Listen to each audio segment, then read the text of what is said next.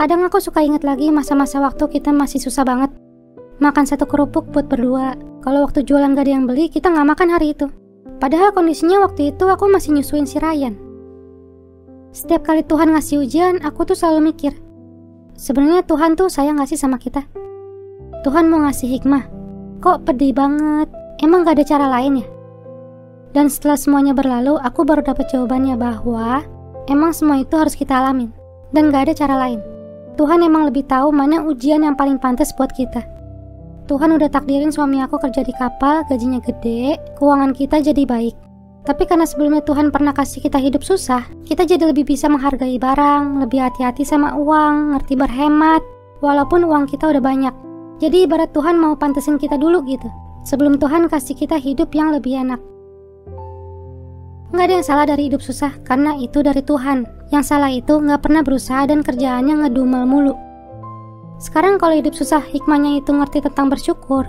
Kalau hidup berjauhan sama suami, hikmahnya apa ya? Semakin lama aku ditinggal sama suami sendirian di sini, semakin aku paham bahwa ternyata aku nggak pernah sendirian.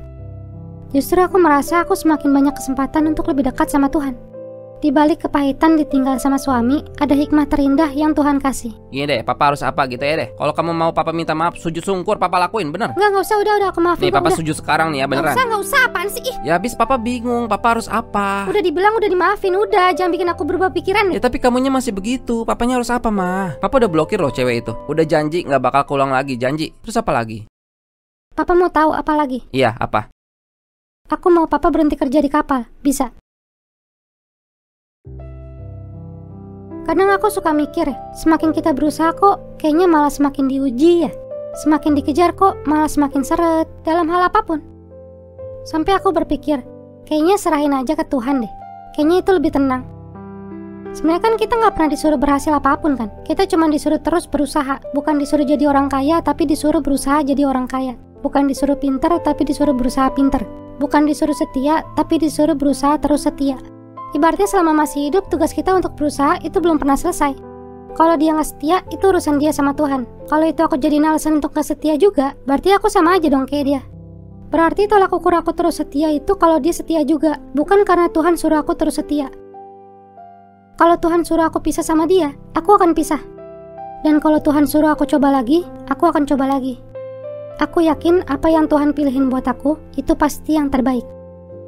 Papa, ada yang harus aku kasih tahu ke Papa. Apa, Ma? Aku hamil anak kita, Pak. Allahu Akbar.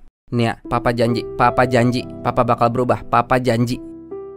Bismillahirrohmanirrohim. Mulai sekarang Papa berhenti kerja di kapal. Jangan, Pak. Nggak apa-apa, ini demi anak kita. Buat Papa ini kesempatan kedua dan kesempatan terakhir dari Tuhan. Nggak bakal Papa sia-siain. Nggak apa-apa kok, aku udah percaya. Nggak usah berhenti ya. Coba kita pakai contoh kayak miskin lagi ya. Seandainya kamu merasa hidup kamu miskin, pasti kamu pengen jadi kaya, ya kan? Tapi kalau misalnya aku tanya, seandainya Tuhan justru kasih hidup kamu lebih miskin daripada kamu sekarang ini, sampai mati gak pernah ngerasain hidup kaya sekalipun. Kenapa begitu? Karena Tuhan ya mau aja, terserah Tuhan gitu. Kira-kira kamu siap gak? Kalau kamu siap, itu artinya kamu siap jadi orang kaya. Jadi itulah kenapa aku minta suamiku jangan berhenti kerja di kapal. Papa minta maaf atas semua kesalahan Papa ya. Makasih udah mau percaya lagi sama Papa. Papa beruntung punya istri kayak Mama. Iya, Pak. Papa pergi dulu ya. Kania itu cuma satu dari sekian banyak. Buat kamu yang lagi di posisi ini, Allah tahu kamu sedih. Allah tahu kamu capek. Allah tahu kamu kesepian. Allah juga tahu kamu wanita yang kuat, wanita yang hebat. Kalau kamu terus sabar dan berusaha, insya Allah suatu saat kamu bakal bilang, ya Allah, ini udah lebih dari apa yang aku minta.